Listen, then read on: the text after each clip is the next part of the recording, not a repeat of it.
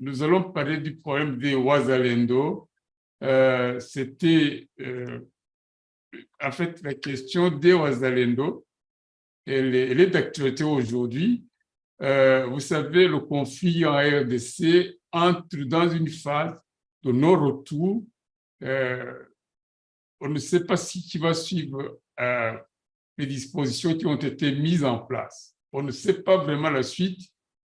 Ce que nous savons aujourd'hui, les informations que nous avons, c'est que le M23 RDF ne recule pas, il continue à vouloir percer.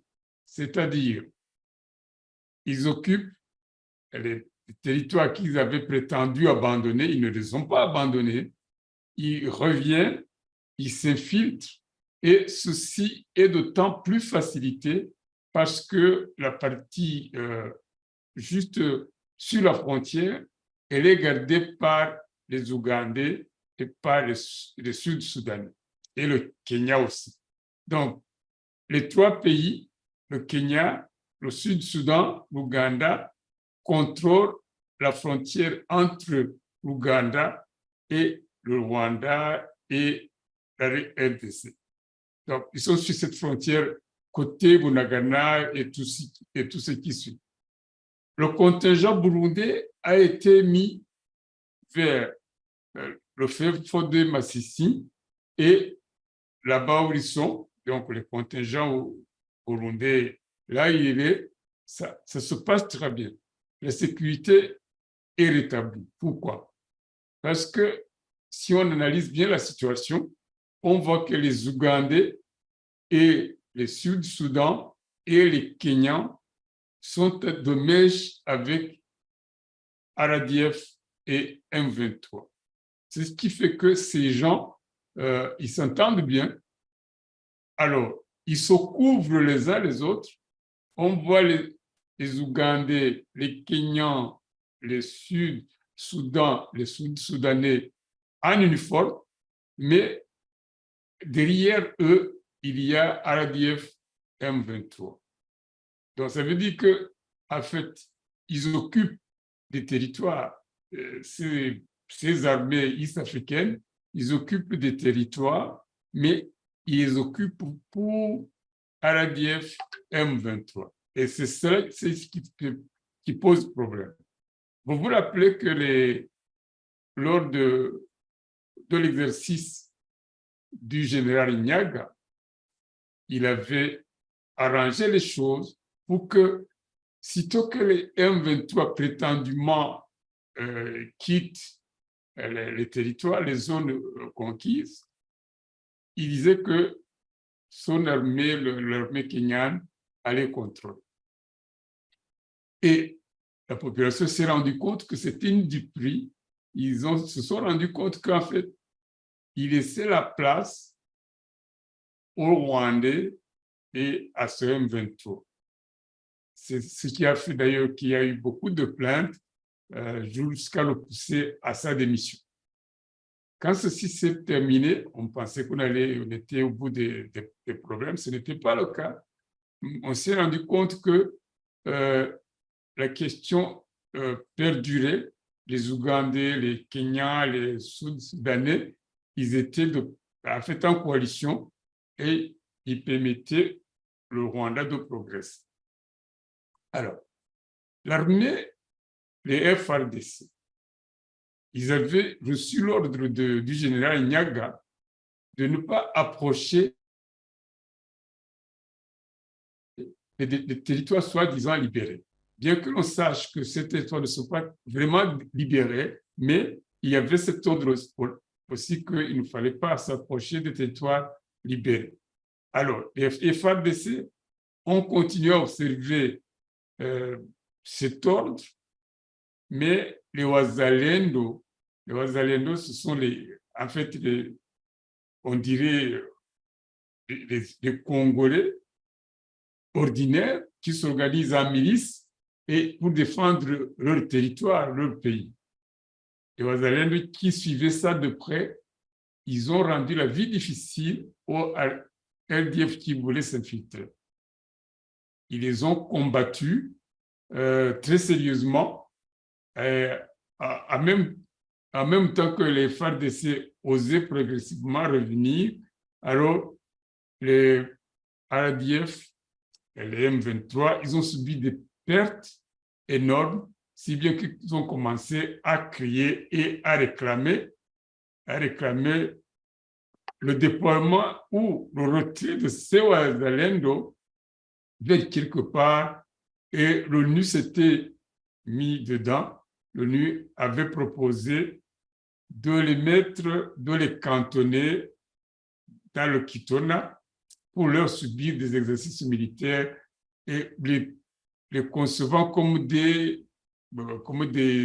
est-ce qu'on peut appeler ça?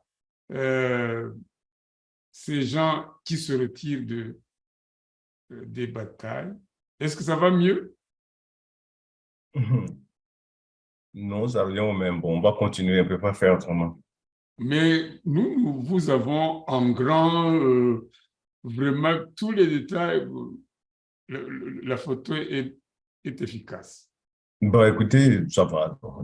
Donc, vous pouvez gérer ça peut-être tout en étant sûr que nous et les téléspectateurs vous voient très, très bien, vous entendent très bien. Ok, d'accord, très bien. Yeah. Alors, je venais de vous demander peut-être de commencer par donner votre numéro parce que les téléspectateurs congolais le réclament, ils ont fait des feedbacks. D'ailleurs, c'est à partir de cela qu'on leur demandait de vouloir vraiment intervenir concrètement, physiquement, parce que ça ne sert à rien que d'envoyer des feedbacks peut-être qui demandent de rectifier ici, de rectifier là-bas, sans faire partie de ça. Alors, dans un premier temps, on va leur donner nos numéros et on pourra peut-être attendre qu'ils viennent. J'espère que vous êtes certains, sûr et certain, ce sont les Congolais qui nous demandent son numéro. Hein. Oui, oui. Ce que je vous dis, je le tiens de Ndungutse. Donc, Ndungutse qui m'avait rendu compte des petites remarques en provenance du Congo. Je lui avais dit que ce serait encore mieux si ces gens qui font de petites critiques pourraient peut-être, s'ils pouvaient, euh, joindre l'équipe. Et c'est ce que nous souhaitons pour que nous discutions de leurs problèmes, de nos problèmes de la région, en étant de pair avec les Congolais, nos frères et sœurs. C'est ce qu'on aimerait avoir. Mais entre-temps, si on ne peut pas les avoir, s'ils ne se décident pas, on va leur donner nos numéros. S'ils ont des questions à poser, ils peuvent les adresser à quelqu'un d'entre eux, à un de nous, personnellement, sans devoir faire de petites critiques là trop générales. On aimerait que ce soit vraiment du sérieux.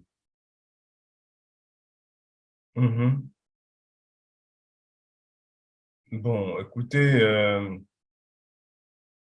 je suis un peu sceptique parce que, bon, donner un numéro à quelqu'un comme ça, c'est aussi dangereux parce que, bon, ça peut être un ennemi qui veut l'utiliser autrement. Ah oui. Oui, oui, oui, oui, oui, je sais, mais quand vous sautez sur l'écran, vous devenez une figure publique. Vous devenez une figure publique. Alors, moi, personnellement, parce que j'anime des émissions, je ne peux que donner mon numéro. J'aime qu'on me contacte même Kagame s'il m'appelle, je serai prêt à lui répondre. Donc, ça ne pose aucun problème. Bon, nous ne sommes pas à l'abri des malfaiteurs. Nous pouvons essayer de gérer notre sécurité, mais finalement, nos numéros d'appel sont un peu partout. Bon, c'est à vous. Si vous y voyez un inconvénient tout à fait. Oui, c'est légitime, Oui, je ne vous mais je force pense pas. que, honnêtement, je crois que si ils se connaissent bien avec donc, tu sais, Jean-Claude, Mm. bon, ils peuvent passer à Jean-Claude, et puis Jean-Claude, comme bon, il me connaît, il me dira, il y a quelqu'un qui veut te parler et que je connais bien, parce que ces gens-là, moi, écoutez, il faut être très prudent, en fait. Oui, oui, oui, Mm. j'en conviens. Je Oui, oui, prends oui. en note. Tout à fait, vous avez raison. Très, très prudent. Ces gens, ils sont capables de mettre les bâtons dans les roues. On ne sait pas par quel moyen, mais il suffit que, bon, ils aient leur connivence ici pour leur passer nos numéros et ainsi de suite, ils vont commencer à nous embêter. Mais écoutez, c'est pas facile. OK, d'accord. Mm. Je retiens la remarque. Ouais. Oui, oui, oui, oui. Alors, d'entrée du sujet, j'avais parlé du problème d'Ewa Zalendo. Le problème d'Ewa Zalendo, il s'est posé il n'y a pas longtemps parce que ça a été une nouvelle forme de combattants qu'on a vu sur le terrain, mais qui se sont rendus, en tout cas, efficaces quand ils sont combattus aux côtés des FARDC. Et le problème, je l'avais résumé dans ceci. À un certain moment, les RDF M23, ils ont prétendu qu'ils quittaient les zones conquises. En réalité, ils n'allaient pas loin. Ils changeaient de costume, ils mettaient à côté leur tenue militaire et s'habillaient en civil. Donc, ça fait qu'ils pouvaient être, disons, des civils la journée et devenir des militaires la nuit, ou vice-versa. Ça dépendait de quel côté ils choisissaient. Mais en réalité, ils n'avaient jamais quitté les zones. Alors, vous vous rappelez que le professeur, non, le général, je n'ai pas le professeur, le général Inyaga, lui, lorsqu'il conduisait l'East African Community Force, il avait imposé comme une directive, comme quoi les territoires qui lui sont remis par le M23, il est contrôlé, mais ne voulait pas que les FARDC ils viennent tout près. Et on se demande pourquoi quelqu'un qui vient dans un pays impose j'allais dire, un tel règlement. Ça n'a pas de sens. Alors, les militaires FARDC se sont toujours lamentés, l'administration s'est toujours lamentée de cette façon d'agir, jusqu'à ce qu'il y avait vraiment un problème de combiner, surtout les FARDC, les attaques lorsqu'ils étaient tenus à l'écart, disons, des campements de ces M23, de ces RDF. Donc, c'était très difficile de les voir parce qu'on leur imposait une certaine distance à observer. Alors, vu que les dégâts ne s'arrêtaient pas, donc les M23, RDF continuent à massacrer les populations, les Wazalendo ont pris l'initiative de les arrêter. Ils se sont mis de travers. Quand ils se sont mis de travers, les choses ont commencé à aller très bien. Alors, il s'est posé ce problème des paramilitaires qui ne sont pas vraiment des militaires et l'agence le MINESCO, quoi, c'est quoi? MONUSCO. Le MONUSCO, voilà, merci. MONUSCO a essayé de réglementer ça. Il a proposé que maintenant, on prenne les Wazalendo, qu'on les cantonne à Kitona et qu'on leur fasse subir des exercices militaires et qui deviennent des réservistes. Ça, c'est le mot qui m'avait manqué. Des réservistes. Alors, on se demande par quelle voie une organisation onusienne vient donner des ordres à un pays. On ne comprend pas. Alors, c'est ce que maintenant la société civile de Goma a soulevé. Elle a posé la même question et elle a donné ordre aux civils pour que si cette histoire des Wazalendo n'était pas, disons, bien, comment dire, bien réglementée, pour qu'on leur donne le droit de se battre pour sauvegarder l'intégrité territoriale de leur pays, eh bien, il faudra passer aux grandes manifestations. On en était là-bas. Il y a un certain membre je crois que il a un rôle à jouer dans l'organisation de la société civile à Goma, par le coup. On aura l'occasion de lire sa lettre, mais dans un premier temps, je voulais attirer l'attention de nos téléspectateurs qu'il se pose ce problème de Wazalendo, que les gens anti-RDC, parce que ce que j'ai souligné avant que vous n'entriez au studio, c'était une question de se répartir les zones. On voit que le contingent ougandais, le contingent kenyan, le contingent sud-soudanais, ils ont pris une zone qui ne lâche pas, la zone qui se trouve entre le Rwanda et l'Ouganda. Le Kenya, il est juste dans la ville de Goma. Donc, on se rend compte que ces gens en qui on n'a pas confiance, on se demande s'ils ne vont pas laisser passer les militaires de Kagame et le M23. C'est ça le problème qui se pose.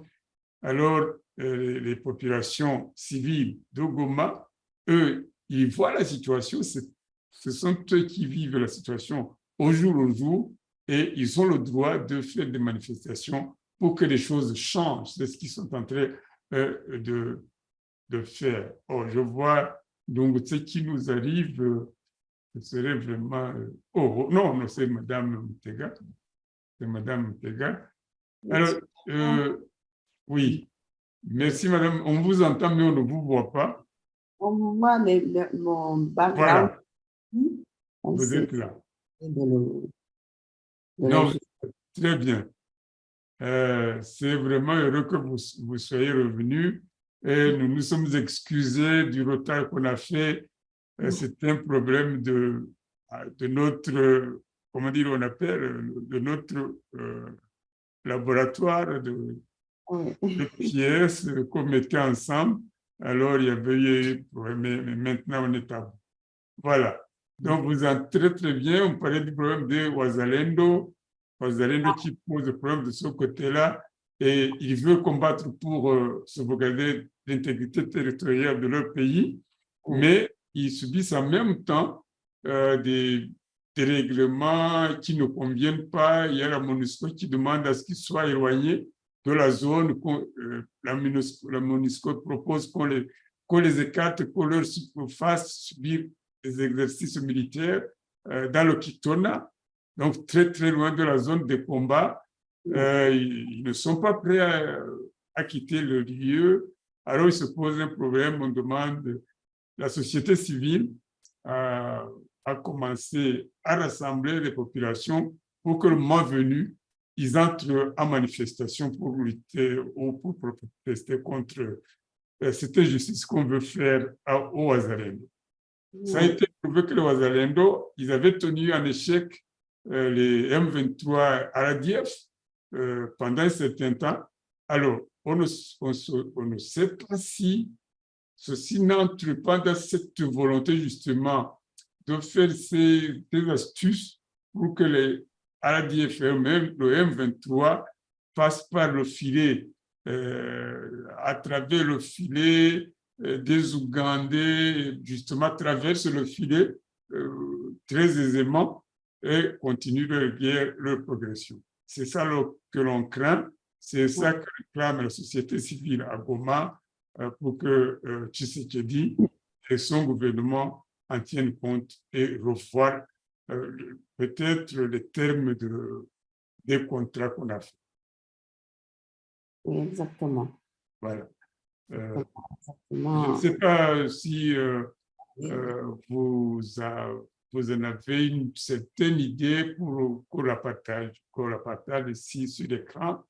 Je vous profite de l'occasion pour vous laisser vous introduire un tout petit peu, mais on vous connaît, et puis de nous donner votre point de vue sur cette question.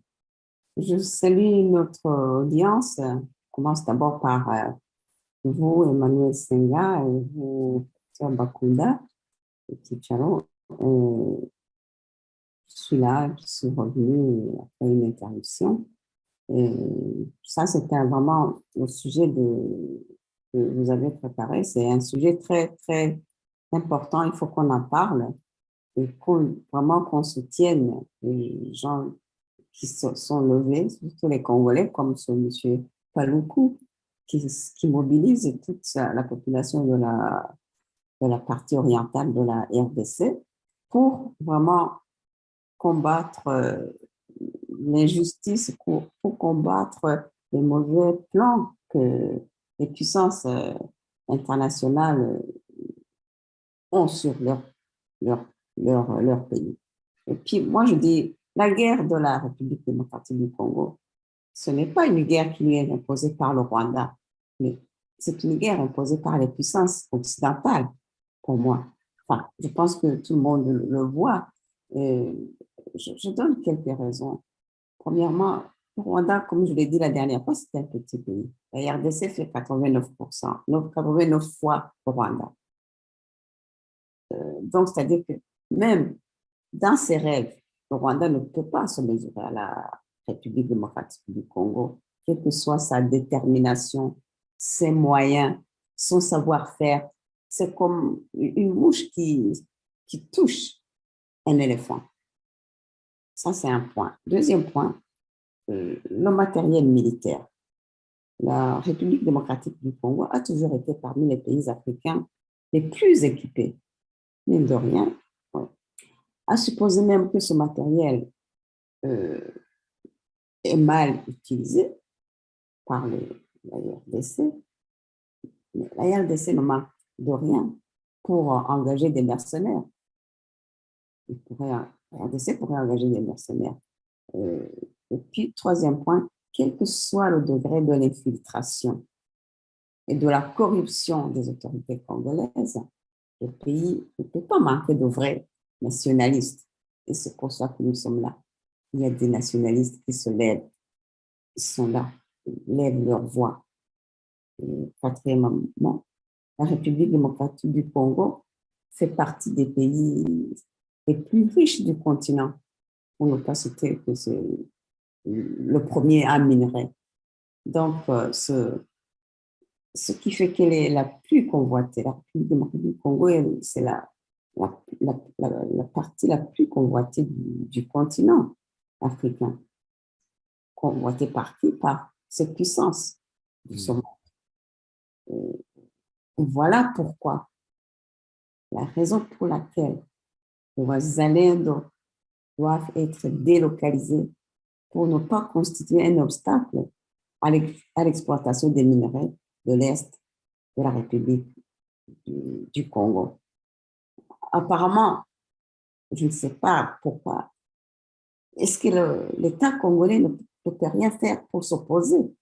Il y a peut-être des choses qu'on ne connaît pas. Pourquoi il ne s'oppose pas carrément à ce projet de délocaliser les Wazalendo? Mais, quelle que soit la position de l'État congolais, seule la population de l'Est a le pouvoir d'imposer sa voix et refuser cette soi-disant formation dont il parle. Les Wazalendo sont déjà formés par leurs combattants, leurs commandants, avant d'être engagés, je suppose. Avant d'être engagés, ils les forment. Donc, la formation qu'ils ont subie suffit pour affronter les M23 RDF.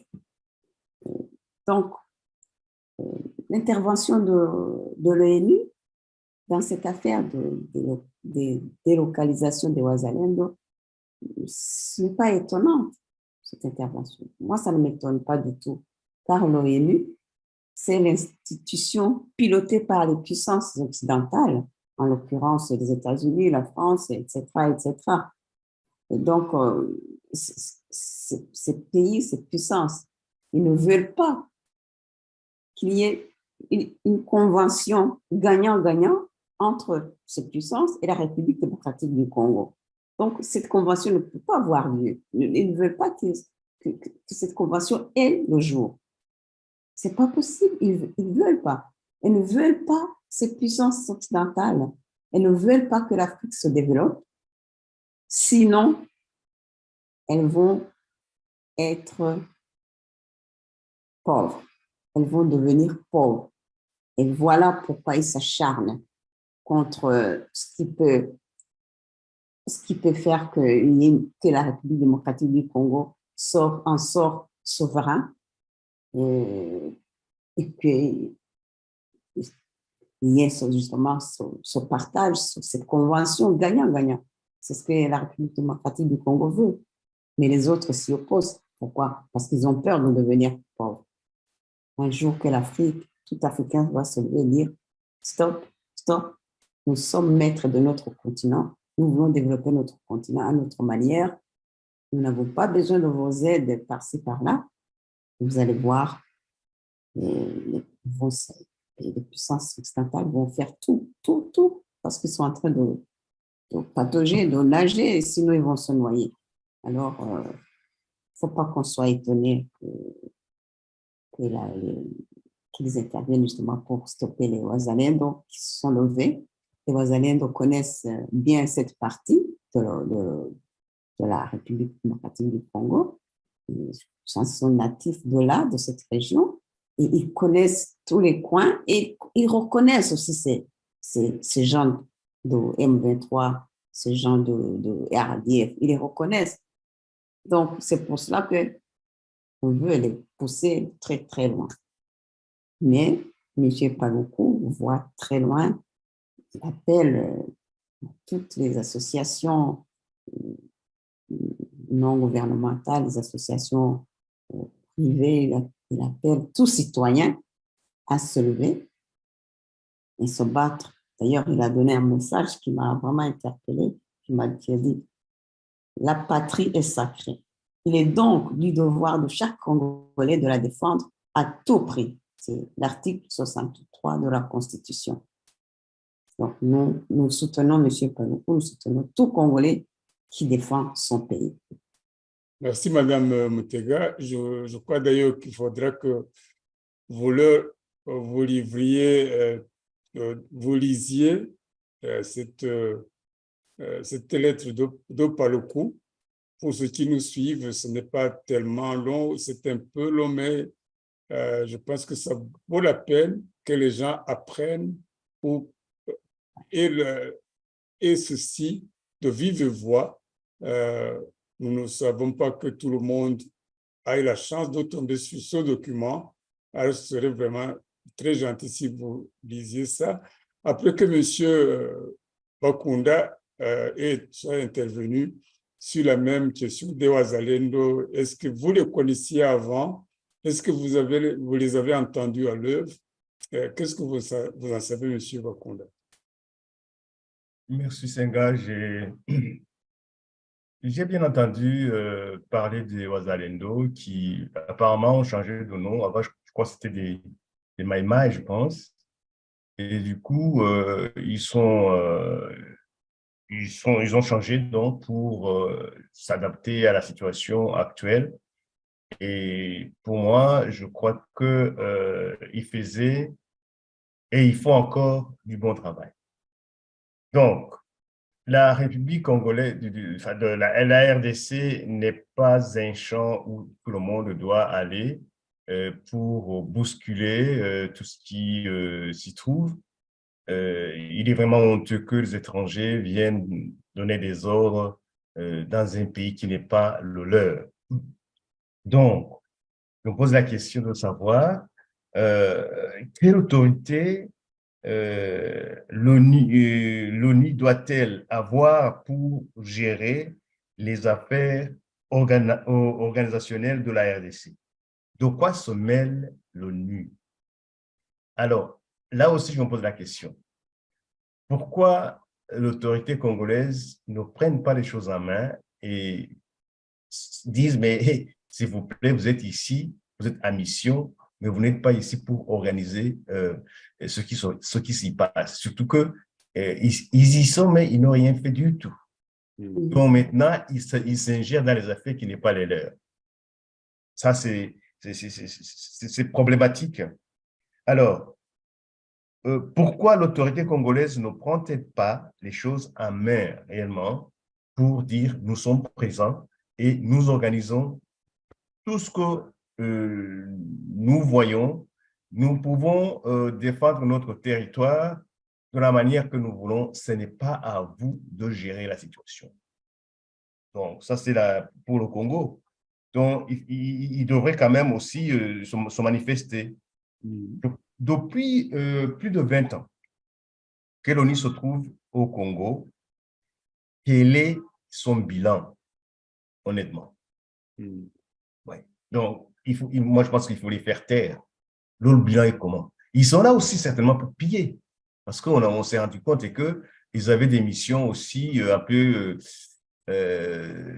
camouflées pour, n'est-ce pas, extraire les minerais. Il y a une voiture, enfin, je crois qu'un tout-terrain qui s'est renversé. On a constaté qu'il y avait des miniers, des produits miniers, quoi. C'est ce que je veux dire. Voilà.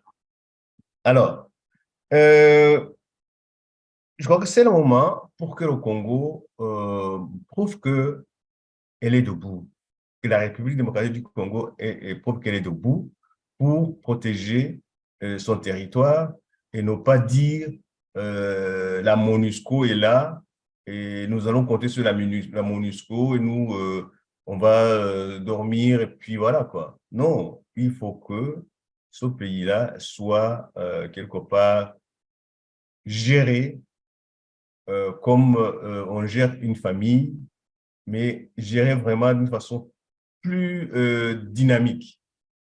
J'ai toujours dit que si le Congo veut se révolutionner, il faudrait penser à créer un État unitaire, c'est-à-dire un État-nation où quelqu'un du Sud, s'il est déjà attaqué ou bien malmené par un individu, celui du Nord, de l'Est, du Centre, de l'Ouest, n'est-ce pas, ce centre concerné. Et ça, le Congo ne peut pas le faire si, je l'ai toujours dit, et je l'ai même écrit dans un livre qui va bientôt sortir, il faudrait que les Congolais pensent à mettre la capitale du pays au centre de ce pays-là. Oui. Voilà. Donc, avec ça, il y aura aussi, comme je l'ai proposé, que le Congo change d'appellation, mais basé sur une seule lettre. C'est le Congo avec K et ce n'est pas le Congo avec C. Parce que le Congo avec C, c'est colonial. Donc maintenant, les Congolais devraient se lever et dire notre pays, c'est la République démocratique du Congo ou la RDK. Ce n'est pas la RDC. Cette lettre-là, c'est congolais. Puisqu'ils disent les Bakongo, ce n'est pas les Bakongo avec C. Le Kikongo, ce n'est pas le Kikongo avec C. C'est le Kikongo avec K. Donc, c'est ces détails-là qui peuvent déterminer donc un peuple. Mettre au centre de la RDK et une capitale qui pourra permettre à tous les coins de la RDK de rayonner et de communiquer beaucoup plus facilement. Et là, le Congo sera unitaire. Et dans ce contexte, si le Congo est unitaire, il sera beaucoup plus fort et personne ne pourra venir s'ingérer. Qu'est-ce qu'ils font, ces 22 000 casques bleus? Qu'est-ce qu'ils ont fait aujourd'hui? Rien. Donc, s'il vous plaît, Congolais, levez-vous, mais s'il le faut, chassez ces gens-là et faites tout ce que vous voulez pour vous réorganiser, créer des forces pour défendre les frontières et vous verrez que personne ne viendra, disons, vous marcher dessus. Donc, je crois que la guerre qui est là, c'est une guerre qui est quelque part camouflée. C'est une guerre qui est provoquée, planifiée par les multinationales. Il faut dire que le Rwanda, comme l'a dit notre cher ami Moutega, c'est un petit pays. Comment un petit pays peut-il, n'est-ce pas, faire la loi à un pays aussi grand. Hein? Donc, s'il vous plaît, Congolais, ne vous laissez pas faire. Levez-vous comme un seul homme et dites non à toutes ces ingérences d'où qu'ils viennent. Que les multinationales sachent que les ressources naturelles du Congo vous appartiennent.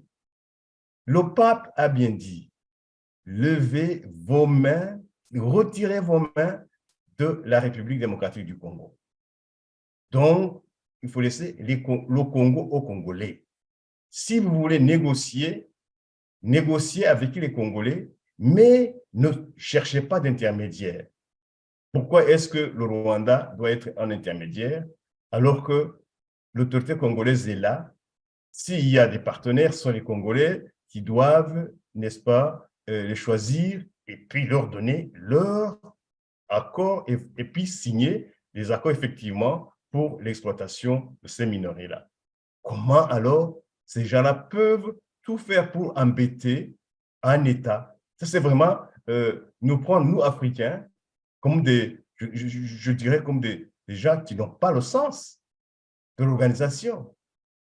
Donc, il est temps alors que les Congolais, franchement, ils prennent l'exemple de la Tanzanie. Tout ce qui se passe au Congo ne peut pas se passer en Tanzanie.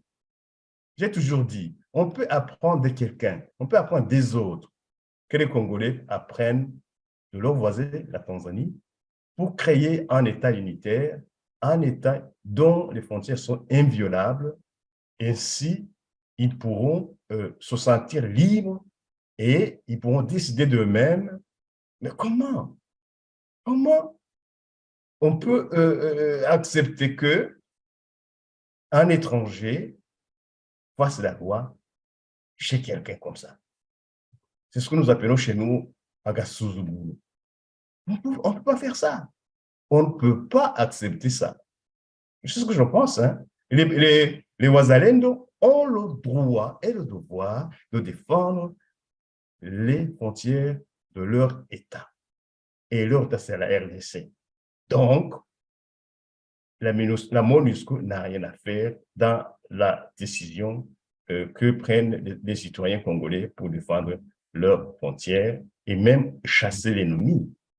C'est l'autodéfense.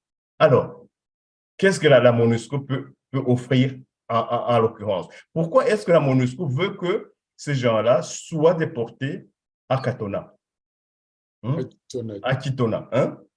Pour, n'est-ce pas, des exercices militaires et enfin, pour, en fait, faire quoi? Démobiliser ces gens-là et les faire retourner dans la vie normale. Mais quelle vie normale, sinon pas leur territoire, sinon pas leur pays. C'est quand même se moquer du monde. Ils doivent d'abord être sûrs que leur pays est sain et sauf. Et puis, ce n'est pas un individu de l'extérieur qui est là pour prévoir et exiger, n'est-ce pas, la façon de se conduire dans un État qui n'est pas le leur. Moi, c'est ce que je pense. Merci beaucoup, professeur Bakunda. Je retiens ce que vous proposez, certainement qui aura un impact sur ce que pensent les Congolais, devraient penser les Congolais, c'est essayer de déloger la capitale de l'extrême ouest vers le centre du pays. Ça, c'est un exercice qu'ils devraient faire et ils vont apprécier en tout cas les biens de ce projet s'ils pouvaient déplacer la capitale Kinshasa, la capitale Kinshasa devrait peut-être rester une capitale économique, mais ramener l'administration en tout cas au centre du pays. Ça, c'est vraiment quelque chose de sérieux. Deuxième recommandation qui a ma faveur, c'est effectivement changer, ne pas continuer à s'appeler la RDC avec C, mais avec K, ça aurait un sens. Ça a toujours été employé, le K, vous le trouverez partout dans les régions du Congo, alors que vous n'en trouverez pas un seul portant la mention C. Donc, il est temps que ces Congolais pensent à certaines réadaptations qui pourraient avoir des impacts sérieux, notamment si on change la capitale, on verra comment l'administration change. Au lieu de penser à créer des différentes régions, à faire une certaine balkanisation volontaire, au lieu de penser à des régions qui disons, auto-administrent, mais penser à une capitale fédératrice, donc qui pourrait canaliser effectivement toute l'administration vers le centre, l'épicentre de l'administration. Ça, c'est vraiment une bonne proposition. Et peut-être pour les Wazalendo, je crois que les Wazalendo ne se résument pas uniquement au Maïmaï. C'est tous ces, en fait, je pense que ces gens, ils ont été très sérieux. Ces histoires qui étaient les groupes qu'on appelle les groupes armés. Et ils se sont rendus compte que l'opération qui vient, c'est de les désarmer. Alors, ils ont dit, et c'est logique, au lieu de nous faire désarmer, faisons notre force, employons notre force pour plutôt sauvegarder le pays. C'est ce qu'ils ont fait. Et je pense que d'ailleurs, c'est résoudre le problème de l'insécurité. Ils ne retourneront plus à l'insécurité parce que se seront formés en un corps d'armée qui a combattu pour le retour des frontières de leur pays. Donc, je pense que continuer à les agacer ou à les malmener, ça devrait faire l'objet effectivement d'une bonne compréhension par la société civile. Et nous demandons à Mme Tega de nous lire, si elle est déjà prête, ce qu'a écrit par le coup pour essayer de voir un peu de mots. Nous savons que ce que nous venons de dire, il passe, mais il y a certaines phrases qui sont là-dedans qui sont dignes vraiment d'être bien analysées. Madame Tega, si vous nous suivez. Ok, très bien. Donc, le 11 mai de cette année, donc avant-hier, à Goma, M. Patrick Reki-Paluku écrit ou dit « Le M23 Rwanda compte relancer les hostilités sur tous les fronts pour imposer une négociation directe avec Félix Tshisekedi. Entre-temps, on apprend un plan d'amener déjà tous les Wazalendo à Kitona de gré ou de force. » Voilà. Donc, ça un appel à la vigilance, il explique, un appel à la vigilance à tout Congolais, et nous mettons en garde l'ONU qui aurait donné l'ordre de délocaliser tous les Wazalendo vers Kitona sous prétexte d'être formés comme corps des réservistes des FARDC, mais en réalité, l'objectif, c'est de baliser le terrain pour faciliter aux terroristes du M23 Rwanda à réussir leur plan de prendre le contrôle de la ville de Goma et Saké afin d'imposer au gouvernement congolais de négocier directement avec l'ennemi envoyé par Paul Kagame pour massacrer les Congolais et tenter de trouver un espace pour installer des faux Congolais réfugiés au Rwanda. Selon nos sources, le plan sera exécuté sur ordre de certains hauts officiers des FARDC présents à Goma via Sokola pour prendre en otage tous les Wazalendo qui sont dans le territoire Nyiragongo et autour de Saké Mouchaki, Massissi, pour y laisser seulement les militaires FARDC et l'IAC, East African Community. Plan qui semble confirmer la complicité tant décriée de plusieurs officiers au sein des FARDC qui veulent neutraliser la force résistante des Wazalendo qui ont contribué énormément à stopper la progression des terroristes du M23 Rwanda vers d'autres territoires du Nord et Sud Kivu, puis Ituri, tels que planifiés par le régime sanguinaire de Kigali. Nous en appelons ainsi à toute la population à plus de vigilance et prête à participer massivement aux manifestations populaires pour dénoncer ce plan contre la RDC. À l'occasion de ces manifestations populaires, nous serons en train de dire au gouvernement congolais et à l'ONU que le peuple congolais ne cédera jamais au plan diabolique de balkanisation de leur cher pays, la RDC. La patrie est sacrée. Il est donc du devoir de chaque Congolais de la défendre à tout prix. L'article 63 de la Constitution. Laissez les Wazalendo à leur position et le reste après. Voilà. Merci beaucoup. Tout est dit.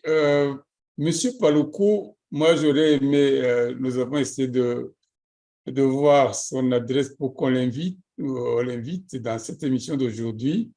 On n'est pas parvenu, mais ce n'est que partie remise parce que ce qu'il a dit, ça ne va pas disons, se réparer du jour au lendemain. Il y aura des négociations, mais comme vous le dites, comme l'a bien souligné le professeur Bakunda, on se demande ce que fait l'administration du Congo, se laisser piétiner par des étrangers. Ça a été Kagame, aujourd'hui c'est la MONUSCO, hier c'était le Kenya, mais on se demande ce que vraiment fait l'administration de Kinshasa. Ce ne sont pas des reproches que nous adressons au président Faty, mais il est grand temps qu'on se rende compte. Déjà, continue de favoriser une diplomatie plutôt perdante. Lorsque vous vous laissez marcher sur le pied, et dans ce cas d'exemple, pas la MONUSCO qui s'est rendu populaire par le ne rien faire, qui n'a rien fait jusqu'ici pendant plus de 20 ans qu'il est cantonné à Goma. Qu'est-ce qu'il a fait, la MONUSCO, jusqu'à aujourd'hui? Rien. Ça fait, en tout cas, des milliards. On ne sait pas les compter. Il paraîtrait que les pays s'enrichissent autour de cette organisation. Et la preuve, c'est que l'organisation, l'ONU, ne nous amène que des gens qui ne sont pas vraiment aguerris, qui ne sont jamais aguerris. Ce sont des Pakistanais, des Bangladesh. Donc, des gens qui viennent en tout cas pour se reposer. Et ce sont ces mêmes gens qui imposent à un pays en détresse, qui risque d'être coupé à morceaux, qui imposent à ce pays de ne pas employer ses fils. Les Ouazalais sont les fils du pays qui interviennent pour le pays d'après l'article 63 de leur constitution. Ça dit que tout Congolais a le devoir d'intervenir quand son pays est en danger, comme c'est le cas aujourd'hui. Alors, ils ne font que remplir leur devoir civique, patriotique. Alors, entendre qu'il y ait quelqu'un derrière, je ne sais de quelle autorité, qui intervient et qui veut que plutôt ces gens soient mis de côté à Kitona, qu'ils soient balkanisés plutôt, qu'ils soient encerclés, parce qu'on ne sait pas ce qu'on va faire. Dès on va les déplacer, on ne saura plus ce qu'ils vont en faire. On peut les mettre en prison. En tout cas, ils auront une occasion et ils vont justement faire revenir leur préoccupation première de les anéantir. Alors, que ces gens ne se prêtent pas à ce jeu, qu'ils continuent à exercer leur pression, et c'est une pression qui a des résultats, qui continue. D'après Paluku, le dernier recours va être l'appel aux populations de la société civile qui viennent en manifestation, et on a vu ce que ça produit comme résultat lorsqu'il y avait, vous vous rendez bien compte de ce qui avait été la réaction de l'administration quand les populations de Goma commençaient à se soulever. C'est à ce moment-là qu'ils sont venus essayer d'apaiser un peu, parce qu'ils se rendaient compte que un tel débordement, ça pouvait déboucher à certainement des massacres. Alors, on fait appel au gouvernement congolais pour qu'il fasse de même, qu'ils écoutent la société civile avant qu'ils n'entrent en manifestation et que réellement, ils laissent aux Ouazalendo faire leur travail, parce que le travail qu'ils font, c'est le travail d'aider les FARDC à contenir le M23 à Radief. C'est ça. Ils sont en guerre, mais ils ont déposé les armes ou alors leur querelle entre eux, intestine. Ils sont revenus à la raison première de combattre pour leur pays. Et on ne peut pas leur reprocher ça, impossible. On ne peut pas leur reprocher cela, c'est de leur devoir civique, on les comprend très, très bien. Voilà, le professeur Bakunda n'a pas je crois qu'il a autre chose à ajouter. Nous vous donnons la parole et puis on va passer peut-être, puisque nous avons assez perdu de temps dans nos tâtonnements, et on s'excuse pour nos amis téléspectateurs, mais avant de passer au second... J'aimerais amener quelque chose là-dessus, hein. Oui, oui, c'est ça. Oui, parce que ça m'étonne que les militaires congolais sont pour cette décision des Nations Unies. Et là, moi, je ne comprends pas. Il est dit que les militaires congolais pourraient éventuellement contribuer à l'évacuation de ces Wazalendo pour ces entraînements là-bas, déjà inutiles. Et je me demande si, franchement, les Congolais ne devraient pas faire un examen de conscience et dire il nous revient à nous de prendre des décisions, mais pas la décision qui viendrait de la MONUSCO. La MONUSCO fait des Si vous propositions. permettez, Monsieur Bakunda, je crois que Paloukou l'a bien dit. Il Oui. faut voir votre questionnement là où il dit ces militaires de la Sokola, ce sont des militaires en fait. Vous vous rappelez que Kagame avait injecté des militaires dans les FARDC. Oui. Bon, ces militaires n'ont pas été tous démasqués. Il y en a qui restent dans cette histoire. Et à côté d'eux, il y en a maintenant qui profitent de l'argent de Kagame et qui font ce sont des mouchards qui sont là-dedans. Ce sont tout à fait des hauts gradés, mais qui travaillent pour l'autre camp. C'est de ces personnes que les Paloukou et ses congénères ont peur. Ils ont peur de cela. Et c'est pour ça qu'il faudrait penser peut-être du côté militaire en tant que tel. Penser à d'abord annihiler ce problème des infiltrations du haut du pouvoir de l'armée pour essayer de raisonner peut-être d'avoir un bon raisonnement. On les appelle les complices. Donc, oui, ces complices-là, il faut quand même les évincer. Absolument. Ici, au Congo, l'administration congolaise était à la hauteur.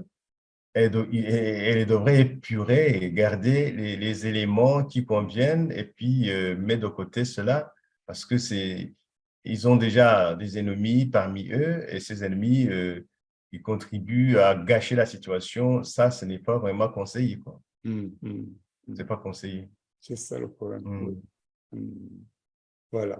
Si je peux poser une question, monsieur le professeur Bakunda, c'est quand sortira votre livre? Vraiment, j'ai hâte de le lire parce que je pense qu'il y a des éléments. Parce que là, RDK, c'est vraiment quelque chose de spécial. Moi, je n'y ai jamais pensé, mais ça me tient à cœur de voir que c'est vrai, on parle même de Kinshasa avec K, de Bakongo avec K, mais pourquoi le pays, on laisserait ce C qui n'est pas congolais?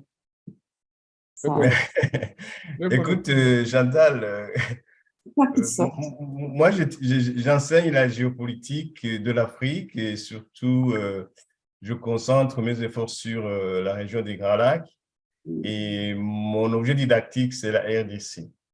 Donc, j'y ai pensé, j'y travaille et je me suis dit, pour le bien des Congolais, il faut franchement changer.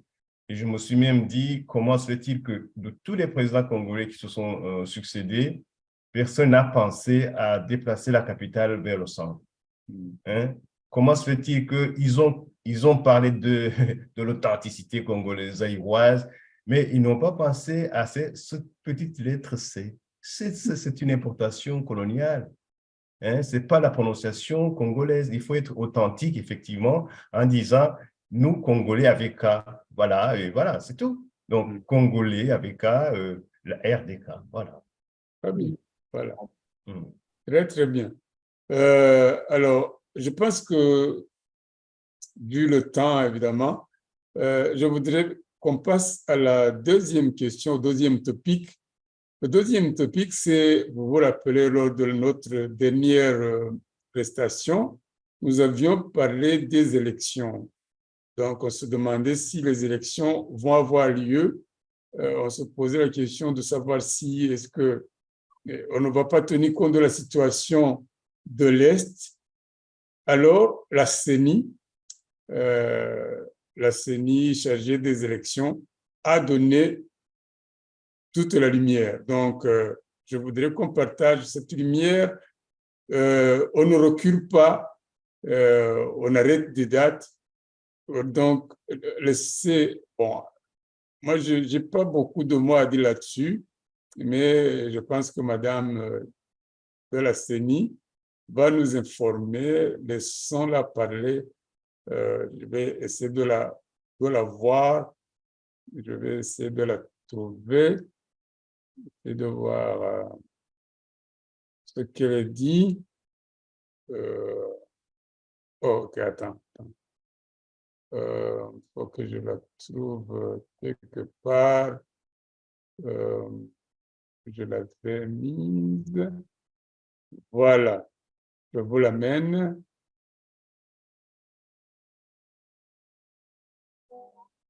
Mesdames et messieurs. Attends, il faut que je vous l'amène même chez vous. Vous ne la voyez pas.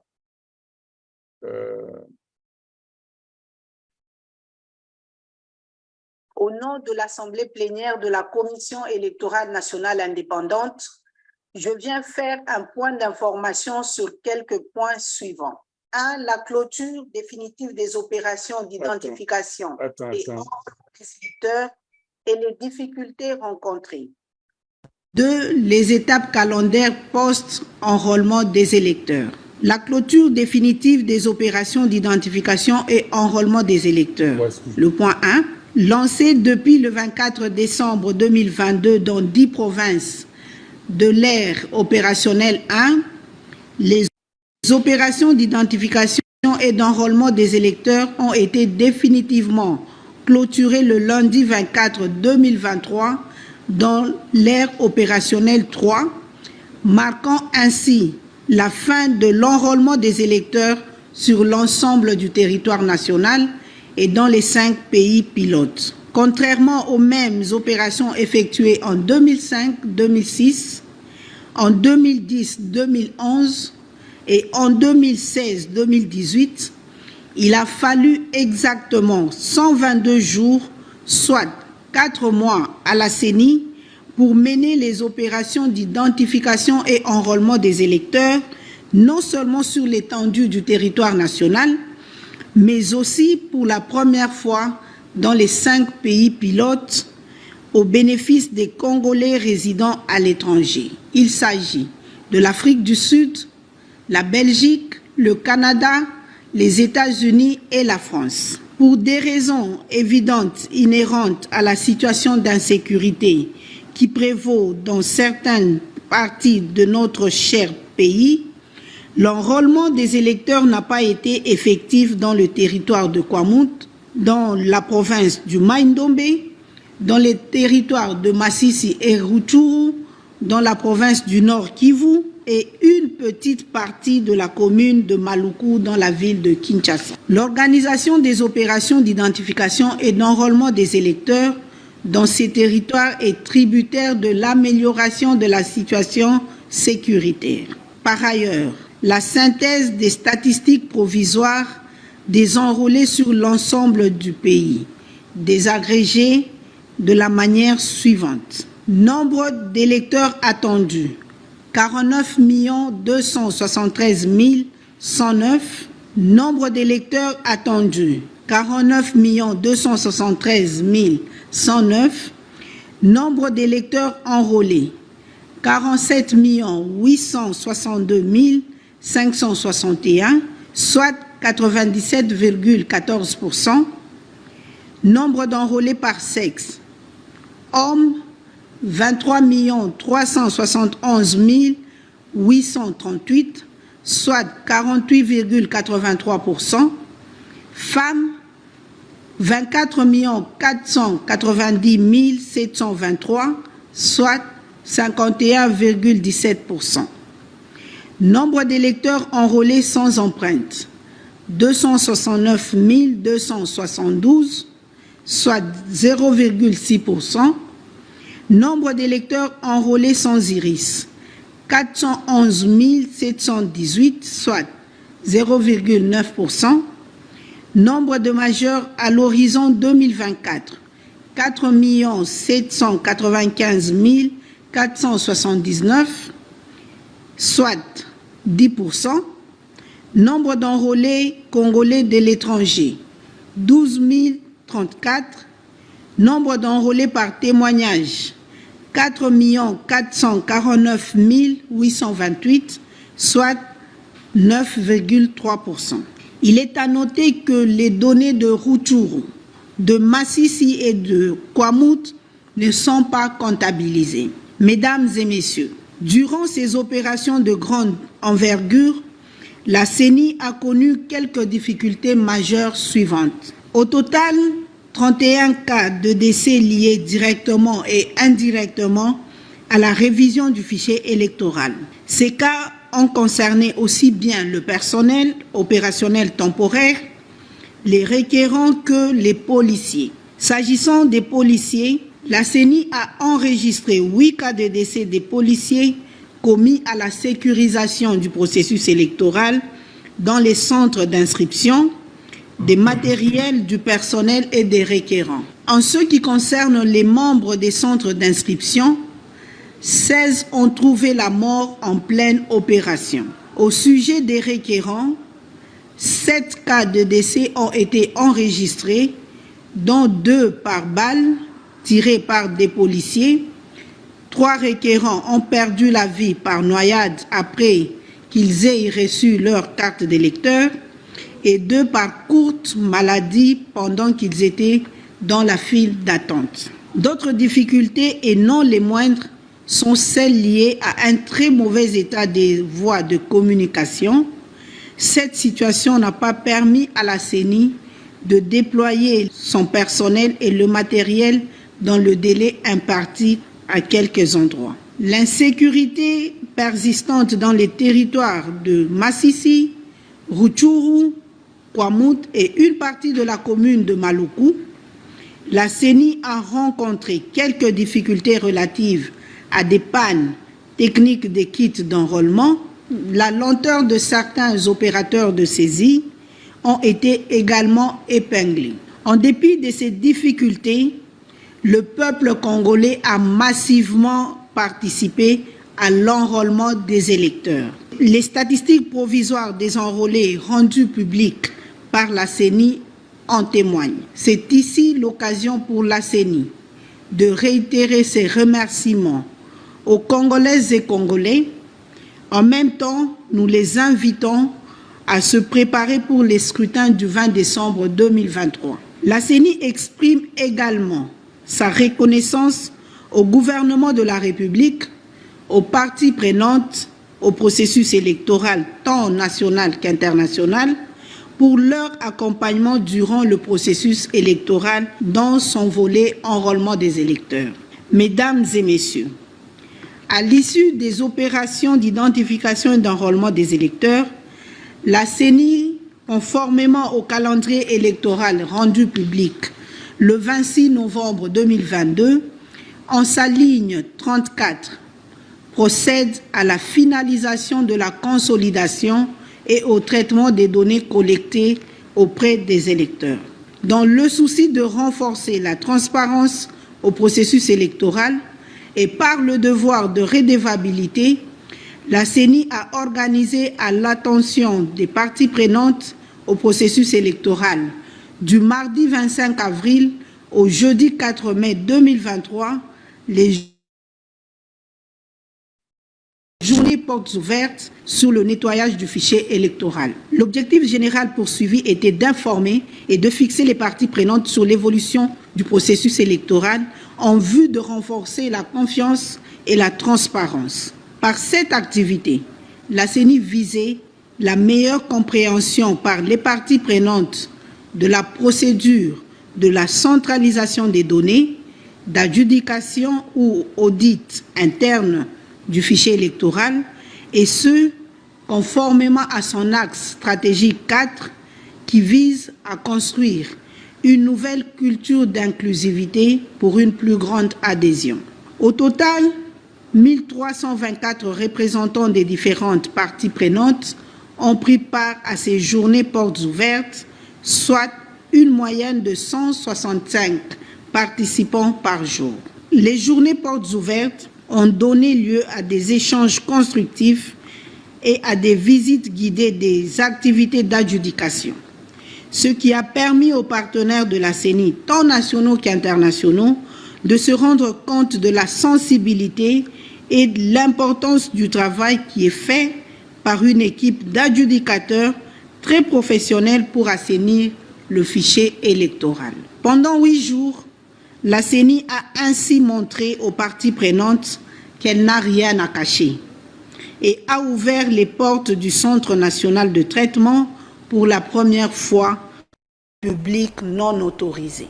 La CENI remercie les participants et apprécie à sa juste valeur la qualité des échanges qui se sont déroulés aussi bien dans la salle Malou Malou qu'au Centre national de traitement où s'effectue l'adjudication.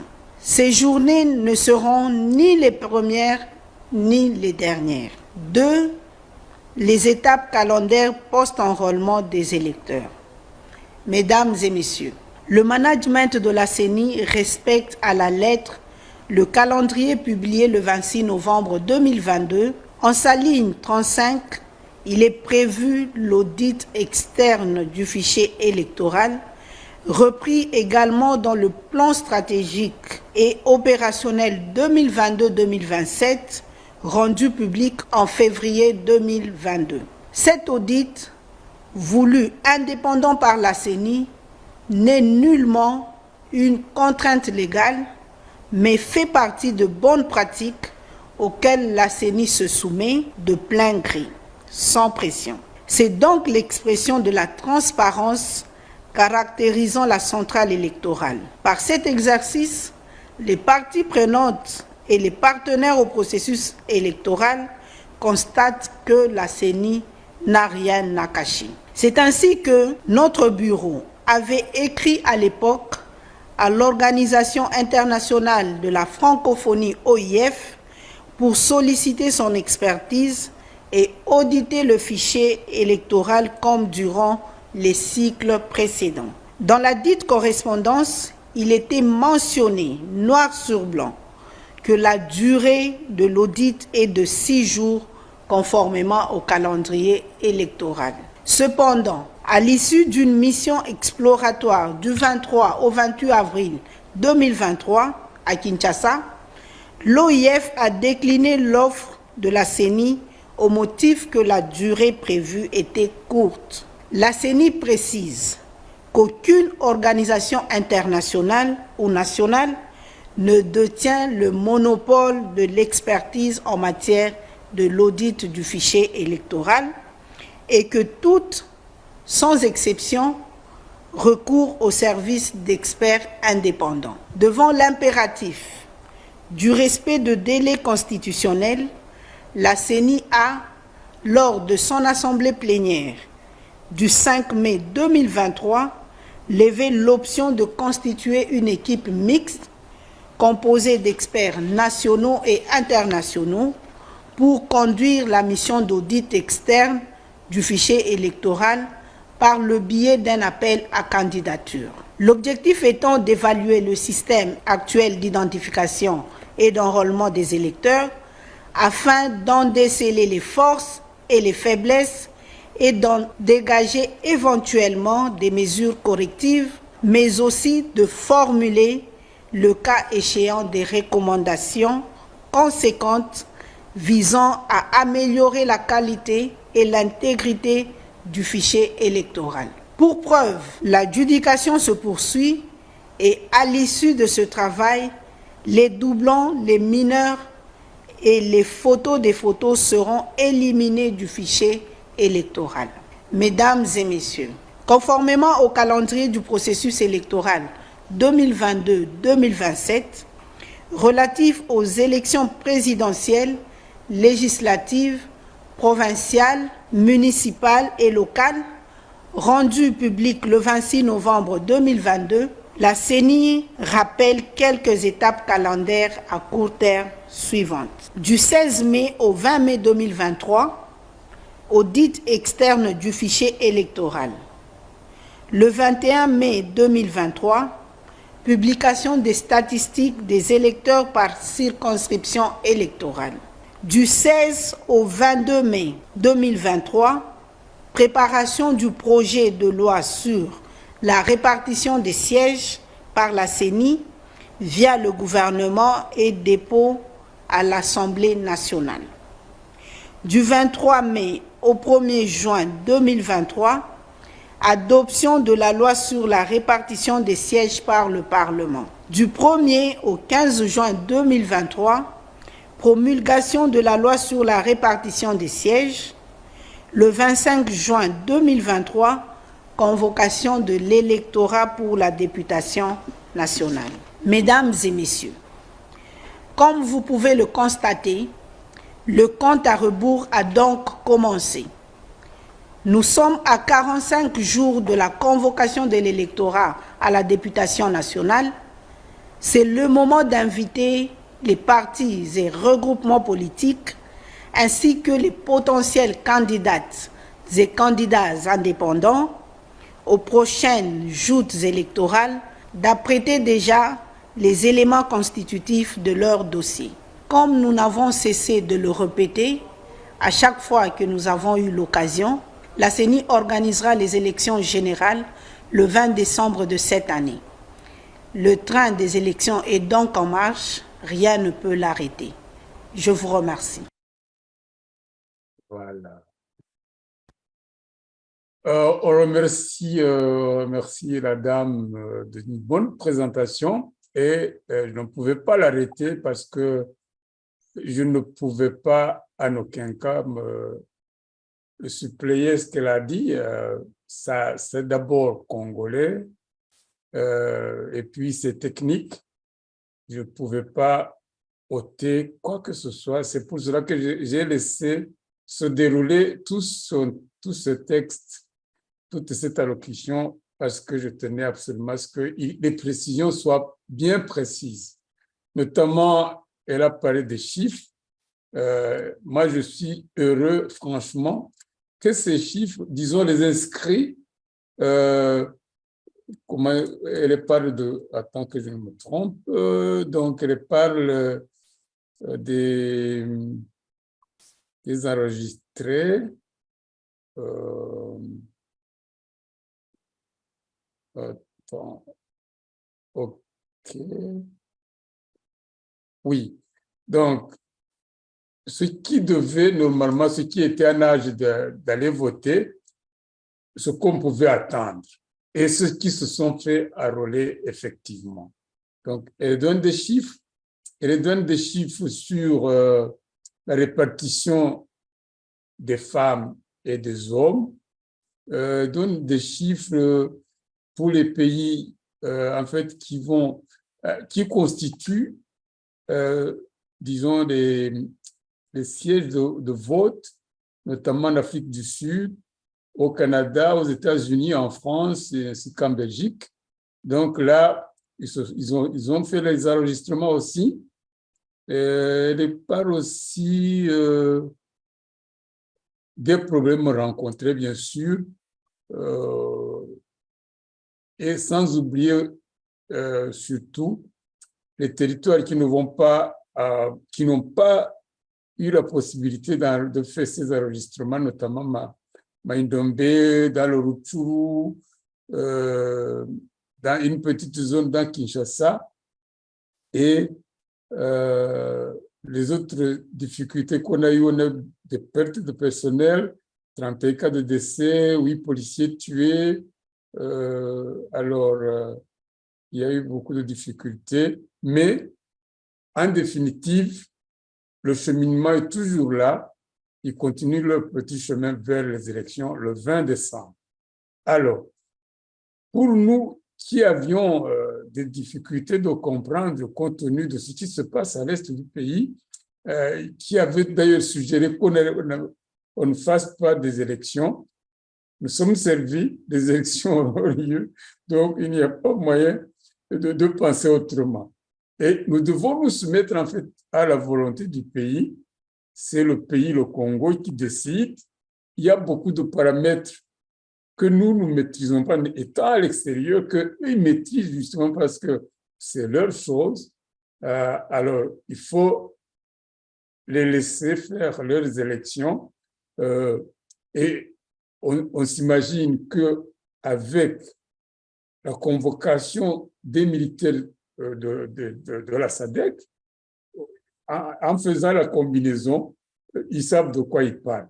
Ils savent de quoi ils parlent parce que nous nous rappelons que les militaires de la SADC viennent avec un mandat dans le temps, devant s'arrêter avant les élections. Donc, ils auront éliminé toutes les difficultés de M23 avant les élections. Donc, le champ est libre. Le champ est libre. Professeur Bakunda, vous me regardez avec de bons yeux. Je ne sais pas si vous avez quelque chose à ajouter. C'est le moment, allez-y. Non, non, pas du tout. J'apprécie. En fait, je voulais dire ceci, c'est que nous qui sommes à l'extérieur, comme vous le dites, nous n'apprécions pas les choses comme ceux qui sont à l'intérieur. Donc, ma question aussi était de savoir, comme le nom du pays l'indique, la RDC pour l'instant, avant qu'il ne change, est-ce que franchement, les élections seront transparentes? Pourquoi? Parce que, bon, il y a le passé, il y a ceci, il y a cela. Moi, ce qui m'inquiète, c'est que le mot démocratie devrait quand même l'emporter sur toute autre chose là-bas. Et j'aimerais que tout ce que madame vient de dire suive son cours et que l'aboutissement soit vraiment, je dirais, quelque chose qui reflète la démocratie. Hein? Je me pose la question de savoir, même je pose la question à mes étudiants parce que parfois il y a des Congolais, mais ils sont jeunes, bien entendu. Est-ce que c'est vraiment une république démocratique ou bien on peut lui trouver un autre nom? Si on se base au mot démocratie, ce vocable qui veut dire pouvoir du peuple, pour le peuple et par le peuple. Hein? Donc, moi, j'aimerais que le Congo s'affirme démocratiquement et que tout ce qui est élection se passe vraiment avec transparence et que, disons, le meilleur gagne et voilà, c'est tout. Mais pour l'instant, moi, je donne mon feu vert à celui qui a commencé la défense nationale et qui doit aller jusqu'au bout. Moi, c'est mon influence. Si je pouvais, disons, encourager les gens anticipativement, je pense que si ils se démarquent de celui-ci, de M. Tshisekedi, qui est en train de faire du bon travail et qu'ils amènent quelqu'un d'autre, je ne crois pas qu'ils puissent franchement enjamber dans la même direction que Tshisekedi. Et j'encourage les Congolais à y penser 2 fois, mais pour que donc la voie de la démocratie prime, quoi. Vous voyez ce que je veux dire? Yeah. Voilà, voilà. Non, vous avez totalement raison. Ce grand pays, les élections antérieures ont fait montre d'une certaine légèreté qu'il faudrait peut-être oublier pour les besoins des circonstances, mais sans toutefois perdre de vue qu'il y a eu quelque chose d'anormal. Les élections ont été proclamées à plusieurs reprises. L'Église est intervenue pour proclamer celui qui avait gagné les élections, mais la politique en a décidé autrement. Alors, vu ce qu'avait décidé la politique, on s'est rendu compte que celui que la politique a mis au centre de toute la politique générale du Congo s'est bien comporté et dans des circonstances vraiment très difficiles. On se demande maintenant ce qui va arriver parce qu'à côté de lui, il y a combien de candidats qui se sont déclarés et qui ont certainement des participants derrière eux. Alors, est-ce que cela va occasionner des disputes après les élections? Vous savez, en Afrique, et j'aurais aimé, ceci entre parenthèses, que nous ayons commencé par ce que vous nous aviez proposé, cet homme-là parlant de la conscience africaine. J'ai aimé ce qu'il a dit. J'ai aimé ce qu'il a dit. Il a dit, voilà, les Noirs, nous avons une infériorité légendaire. Donc, partout où nous sommes, n'oublions pas l'infériorité. Vous avez eu décroché un doctorat, vous allez vous comporter en noir. Vous parvenez au sommet d'un pays comme président de la République, mais vous allez lécher le derrière des colonisateurs. Vous devenez noir. Donc là, je pense qu'il faudra peut-être... J'avais prévu qu'on aurait commencé par ça, mais vous savez les difficultés qu'on a eues avant de commencer. Mais la prochaine fois, je voudrais vous inviter à ce qu'on revienne à ça.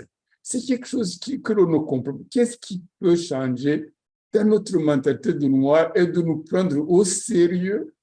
Voyez, nous vivons dans ces pays, mais nous remarquons que nous agissons, nous avons les meilleures places dans leur administration, nous travaillons, nous rendons vraiment des bons travaux, mais on se demande comment, retour chez nous, on parvient à diriger le pays comme cela, où on devient des esclaves, des puissances, on ne sait pas. Qu'est-ce qui ne va pas, qu'est-ce qui cloche? Je ne sais pas si, puisque nous allons arrêter, si tu ferais un petit commentaire là-dessus. Oui, moi je dirais ceci. En fait, nous, Africains, tout a été faussé lorsque nous avons accepté de vendre nos frères comme esclaves. Ça, ils nous avaient déjà eu parce que normalement, on aurait pu dire partez avec vos cadeaux, votre argent, tout, on s'en fout. On est nous-mêmes. Ce qui nous est arrivé n'est jamais arrivé aux Asiatiques, par exemple. Regarde comment les Asiatiques remontent la pente sans problème. Alors, nous avons été colonisés, nous avons accepté d'être colonisés. Et la colonisation a été confirmée par la conférence de Berlin de 1884 à 1885, donc novembre, février. Et là, nous avons été infantilisés, soulignez le mot, infantilisés, jusqu'à aujourd'hui. Le seul homme que j'apprécie beaucoup, ce sont les panafricanistes qui ont remarqué ça. Ce sont donc, j'allais dire le seul, mais je vais mettre les seuls hommes qu'on peut quand même qualifier de braves. Et il y a Kwame Nkrumah, il y a Nyerere, ok. Il y a aussi celui de la Guinée, Sékou Touré, n'est-ce pas? Il y a également Kenyatta, et tous ces présidents qui ont dit nous allons agir en tant qu'Africains et pas comme, disons, nous le serons dictés par l'impérialiste ou le colonialiste. Où, Bon, où voilà, est-ce que, donc ces où est-ce que vous gens-là, placez, où est-ce que vous placez Léopold Sédar Senghor? non, lui, c'était un valet. Houphouët-Boigny était un valet, Mhm. n'est-ce pas? Ce n'étaient pas des hommes, disons, à une poigne sérieuse, comme par exemple Mandela, qui s'est fait emprisonner parce qu'il a tapé sur la table, il s'est fait ramasser des années de prison. Mandela aussi a été aidé par exemple, Nyerere. Hein? Nyerere a aidé aussi les Mozambicains. Vous voyez donc tout ce qui est mouvement révolutionnaire dans l'Afrique australe, tous ces gens-là passaient par Dar es Salaam pour avoir des conseils et même s'il le faut, faire des universités là-bas et redescendre. Donc, et il nous faut des hommes de ce genre là-bas. Et quand ils ont remarqué qu'il y avait un certain Lumumba, Patrice, qui était à la hauteur, il a été éliminé. Et je ne parlais pas Thomas Sankara. ou de Sankara. Il y Ouais. a même au Congo, au Brazza, il y en a un qui a été aussi tué. Donc, partout où il y a eu donc des hommes d'État, de vrais hommes d'État qui voulaient s'opposer au colonialisme, ils ont été tués. Alors, cela a fait peur, certainement. Et quand il y a eu donc les mouvements d'indépendance, les Africains se sont levés comme un seul homme pour la libération de leur nation. Mais ça a été aussi motivé par Roosevelt et Churchill, qui voulaient effectivement, Roosevelt qui voulait que le continent européen se dégage de l'Afrique pour que les Américains aussi y aillent. Hein. Donc, ils ont quand même essayé d'encourager la décolonisation, mais du coup, cette décolonisation-là n'a pas été effective parce qu'après cette décolonisation, il y a eu l'impérialisme, donc le néo-impérialisme qui voulait que le travail fait par les colons était fait par les nationaux, mais d'une façon indirecte. Yeah. Voilà. Donc c'est vrai donc le moment des coups d'État. Des coups d'État motivés par l'impérialiste pour que l'Afrique continue à régresser. Et en régressant, l'Afrique va dépendre cette fois-ci des institutions de Bretton Woods, qui sont la communauté internationale et la Banque mondiale. Et là, c'était en fait serrer les vis. Et dans les années 80, il y a eu donc l'ajustement structurel qui a fait que l'Afrique s'est endettée pour devenir pauvre et pauvre encore. Et voilà. Donc, nous avons hérité d'une situation des complotistes occidentaux qui n'ont jamais voulu que l'Afrique, n'est-ce pas, se sente à l'aise comme l'Asie. Et voilà, ça nous poursuit. Et vous croyez que l'Afrique ne serait pas très contente de voir ces intellectuels qui qui sont éparpillés à l'extérieur, se trouver chez eux, n'est-ce pas, faire, disons, du travail, puis ce sont des parlementaires, ce sont des professeurs, ce sont des ministres, mais ce qui fait plaisir à l'Occident, c'est de nous voir ici en train n'est-ce pas, de faire du n'importe quoi, alors qu'on devrait travailler chez nous. Vous comprenez? Et alors, cela ne nous sert pas. Comment expliquer, par exemple, un homme comme, comment il s'appelle encore là, de celui du Cameroun, hein? Ahidjo, le président. Non, Cameroun, celui d'aujourd'hui, là, hein? Oh, c'est Paul Biya. Paul Biya, qui Mhm. vient de passer des années là. Sassou Nguesso, qui vient de passer des années là-bas. Hein? Et je ne cite que ça, mais cela, Museveni, mais il faut y ajouter la notion Museveni, militaire de Museveni. bien entendu, et bon, ça c'est la partie anglo-saxonne, là, anglophone. On peut ne pas parler de Kagame, lui aussi. Et donc, si on compte les présidents américains qui se sont succédés pendant que lui était là, c'était un bon paquet. Eh bien, il y a donc ces gens-là qui goûtent sur le miel et qui ne veulent pas lâcher. Et du coup, l'Afrique ne peut pas avancer. Et on est coincé, et on ne peut pas. Et puis, bon, il y a la corruption. Bon, Yeah, c'est ils ça. veulent donc, ils créent le clientélisme, ils donnent donc les postes à leurs cousins, à leurs cousines, tout ça. Et puis, ils créent les sécurités. Celui qui a ses diplômes et qui sort d'ici, qui va là-bas, il sera désœuvré. Il va tenter de revenir parce que c'est mieux ici, étant donné la situation dans son pays. Donc, c'est la pourriture, vous voyez ce que je veux dire. Donc, il faut équilibrer, il faut trouver des moyens pour créer une nouvelle Afrique avec des nouvelles idées qui construisent et où il y a donc le respect des droits de l'homme, tout ça. Voilà. Donc, je crois que, en un mot, l'Afrique n'a pas fait un pas vers l'avant, mais il a fait 10 pas vers l'arrière. Merci, professeur Bakunda. Je crois que ce sera le thème de nos prochaines émissions. Je voudrais vraiment, là, vous venez d'amorcer tous ces problèmes.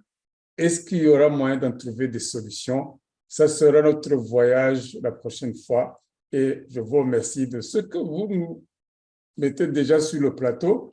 Ceux qui nous suivent, je les appelle dans cette fin de notre émission, je les appelle à essayer d'enrichir ces questions, peut-être nous envoyer des projets, nous envoyer des suggestions.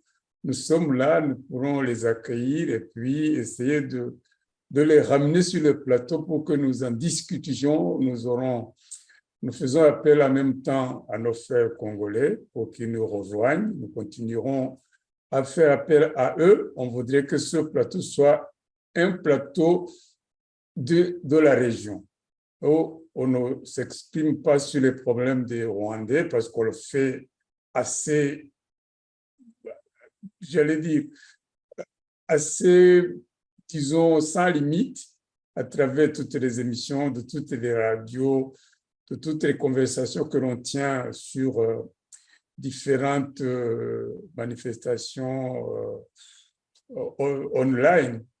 On voudrait qu'on revienne quand même sur les problèmes de la région et qu'on les exprime dans la langue que l'on peut suivre de l'autre côté, c'est-à-dire dans la République démocratique du Congo. Alors, on voudrait la présence physique, l'apport vraiment physique de nos amis, de nos frères et sœurs congolais. On les attend, on les attend. Disons que c'est un début, mais on aimerait que ça accélère, qu'ils viennent vraiment le plus tôt possible. Je voudrais, frère Bakunda, prendre cette occasion pour vous remercier de votre ponctualité et surtout de vos idées, combien claires, combien enrichissantes, combien engageantes dans la poursuite de ces problématiques que nous rencontrons dans cette région des Grands Lacs. Et je ne sais pas vraiment vous dire mon appréciation parce que je ne trouverai pas de mots. Alors, ce que peut-être je peux vous dire de sûr, c'est que j'attends encore beaucoup. Ça, je suis sûr de cela. Ben, écoutez, je pense que vous aurez un plus quand vous aurez lu mon ouvrage qui s'intitule Afrique, berceau de l'humanité, de l'ombre à la lumière, du 15e au 22e, 21e siècle.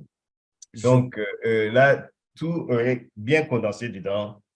Et c'est pourquoi d'ailleurs j'invite les Africains. Le livre est en français, mais je vais essayer de le mettre en anglais aussi.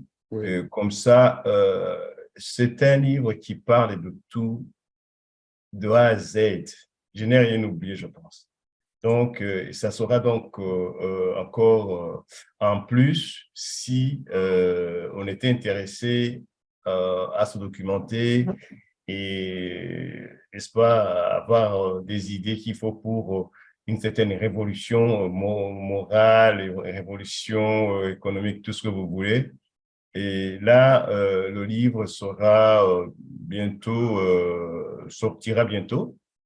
Et je crois que on aura l'occasion d'en débattre si vous voulez. Et là, moi, je trouve que c'est un chef-d'œuvre. Merci beaucoup. Je brûle d'impatience. Là, je vous dirai. Merci beaucoup. Alors, je voudrais passer aussi à notre sœur qui n'a pas eu la chance de terminer avec nous, Madame Mutega, qui était sur ce plateau.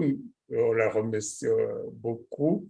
Elle a fait une très bonne contribution et c'est toujours comme ça, c'est sa personnalité. Nous serons toujours en cours de remerciements vers elle, mais nous sommes sûrs qu'on va toujours cheminer ensemble. Donc, et ce sera prochainement, je ne vous dis pas quand parce que nous sommes toujours sur la RTV ou sur Braquet TV. Je ne peux pas décider à partir de ce moment parce qu'il y aura mon ami Mutega qui aura quelque chose à dire. Nous allons vous informer en temps opportun. On passera par le canal de ces annotations de YouTube. Donc, vous serez informés pour notre prochaine édition. Et ce ne sera pas tardé, c'est en général dans 2-3 jours, vous serez informés. Alors, mon frère Bakunda, je voudrais vous souhaiter de continuer votre bonne soirée du début du week-end. Je vous souhaite la meilleure que vous pouvez peut-être vous imaginer en tout. Alors, prochain rendez-vous, un de ces jours, et je vous remercie. Merci, M. Senga, de m'avoir invité. Je crois que on a développé des choses intéressantes et que nos compatriotes congolais pourront s'en inspirer et pour, n'est-ce pas, changer, pour aller de l'avant et ne pas se laisser abattre par les prédateurs. Merci. Merci beaucoup. Oui. Que Dieu bénisse. Merci. Merci beaucoup. Oui. Merci. Okay.